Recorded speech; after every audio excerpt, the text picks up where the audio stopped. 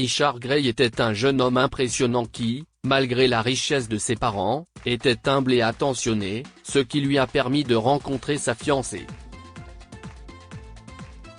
Malheureusement, les choses ne se sont pas passées comme prévu après que le millionnaire se soit présenté devant sa copine, se faisant passer pour un sans-abri.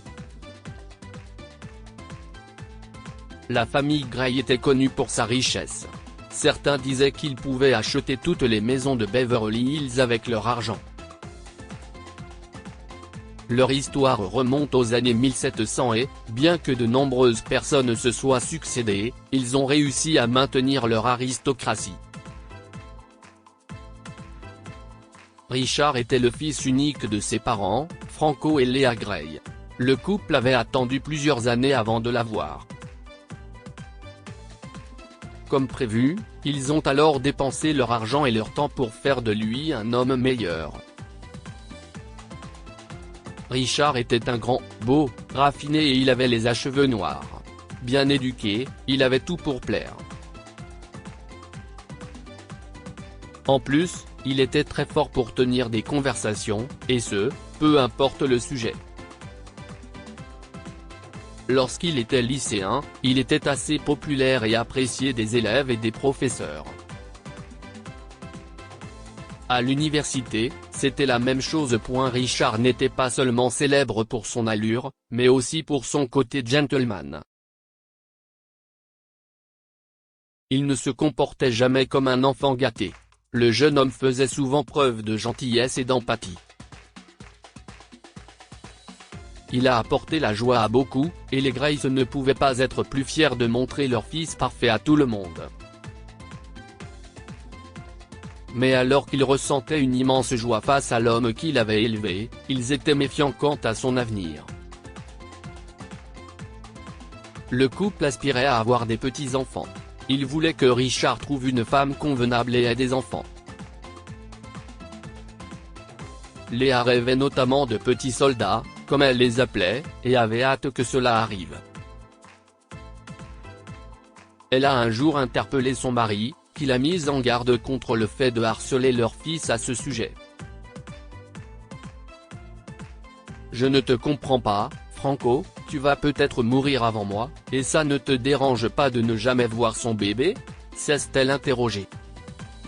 « Oh, arrête, chérie.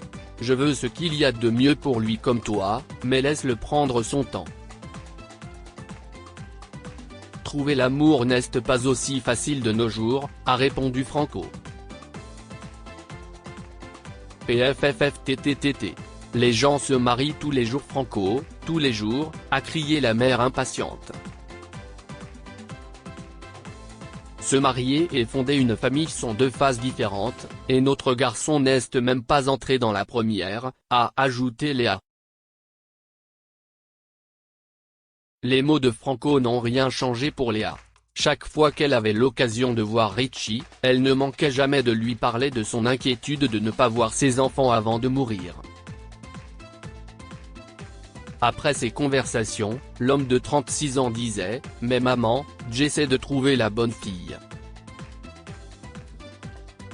De nos jours, si est-il trop difficile de déterminer qui vous aime vraiment. Et Richard avait raison. Sa richesse rendait difficile sa quête de l'âme sœur. Selon ses critères, elle doit être prête à s'engager, à faire preuve de compassion et à se soumettre, non pas à cause de son argent, mais dans le but de réussir son mariage. En effet, l'homme voulait entretenir une relation saine. Tout en dressant une liste de ce que la femme de ses rêves doit être, il est prêt à être la meilleure version de lui-même et n'a pas peur de changer pour elle. Cependant, il fallait qu'elle soit sa Cendrillon, la femme qui ferait battre son cœur. Personne ne savait quand ça arrivera. Pas même Richard. Pourtant, si est arrivé plus tôt qu'il ne l'avait prévu.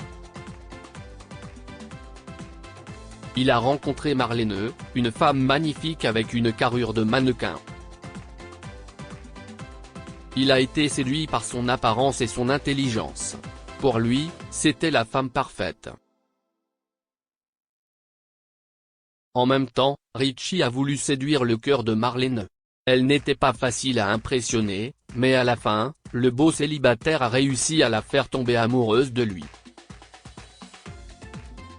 Quelques mois après plusieurs rendez-vous et la livraison de fleurs sur le pas de la porte, l'héritier Grey a posé la question à $1 million. Il a programmé une grande demande en mariage et il a obtenu la réponse qu'il voulait. Marlène était prête à devenir son épouse, avec une énorme pierre précieuse à son doigt. Le couple a emménagé ensemble, et Richard a soutenu sa fiancée. Il a appris que la femme collectait des fonds pour les orphelinats. Cela lui fait chaud au cœur. Pour Richard, son amoureuse remplissait toutes les conditions, et il n'y avait personne avec qui il aurait préféré être. Il a sponsorisé certains de ses projets de collecte de fonds. Il voulait l'aider à réussir autant qu'elle le voulait. Mais cette belle histoire d'amour a vite tourné au vinaigre lorsque l'homme a décidé de tester sa parfaite Cendrillon. Un matin ensoleillé, Richard était occupé à vider le coffre de sa voiture et à mettre de l'ordre dans le garage lorsqu'il a vu Marlène repousser un vieux sans-abri qui avait frappé à la porte d'entrée. Elle l'a poussé sur le côté et lui a répondu grossièrement. En effet, cela a choqué le fiancé. Une fois arrivé au bureau, il a téléphoné à un orphelinat où sa compagne prétendait apporter une aide financière. À sa grande surprise, ils ne savent rien d'elle et ne connaissaient pas son projet. L'homme a donc rapidement contacté une détective privée nommée Sarah. Il voulait être sûr de sa partenaire. Après tout, ils allaient bientôt se marier. Mais, ce qu'il a découvert l'a déçu. Cependant, il n'était pas prêt à abandonner. Selon la détective, Marlène n'était pas une vraie collectrice de fonds. Ce qu'elle faisait, c'était d'escroquer les gens pour voler leurs argent durement gagnés. Elle n'a jamais aidé aucune organisation et ne se souciait que d'elle-même. Pourtant, Richard n'était pas prêt à l'oublier. Il a donc fait semblant d'être un mendiant, vêtu en lambeaux avec du maquillage pour dissimuler son visage, et s'est approché de Marlène. En apercevant le pauvre homme sous son Porsche, elle l'a immédiatement renvoyé. « Dégage de ma propriété, espèce de crétin. Tu me dégoûtes. » Cela lui importait qu'il mendie de l'eau ou de la nourriture. 2 jours plus tard, l'homme a refait la même chose, se présentant comme un sans-abri. Mais avant qu'elle ne puisse montrer son manque d'empathie, il a nettoyé son maquillage, révélant son identité tout en confrontant Marlène qu'il savait tout de sa vraie nature. « Je sais tout de toi, Marlène. Je devine que ce n'est même pas ton vrai nom, mais qu'est-ce ce que ça peut me faire ?» a lâché l'homme indigné.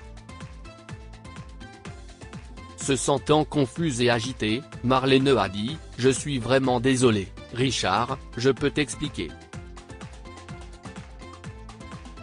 CIST, pas ce que tu penses.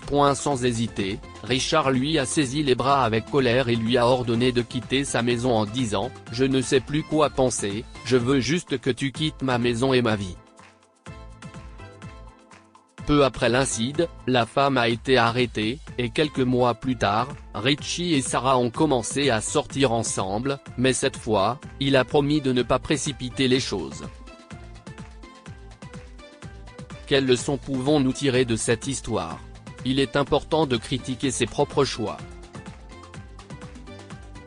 Richard voulait mieux connaître sa fiancée, même s'il l'avait demandé en mariage.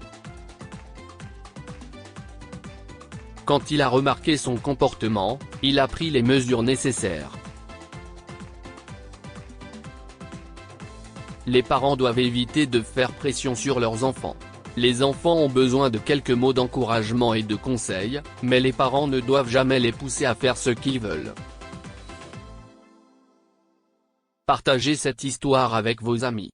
Elle pourrait égayer leur journée et les inspirer. Lire aussi, quelques jours avant le mariage, la fille d'un millionnaire se déguise en sans-abri pour tester son riche fiancé. Cette histoire est inspirée par l'histoire d'un de nos lecteurs et écrite par un rédacteur professionnel. Toute ressemblance avec de véritables noms ou lieux est une pure coïncidence. Toutes les images sont utilisées uniquement à des fins d'illustration. Partagez votre histoire avec nous. Elle changera peut-être la vie de quelqu'un. Si vous souhaitez partager votre histoire, envoyez-nous un mail à info@amomama.com. Abonnez-vous à Amomama sur Google News.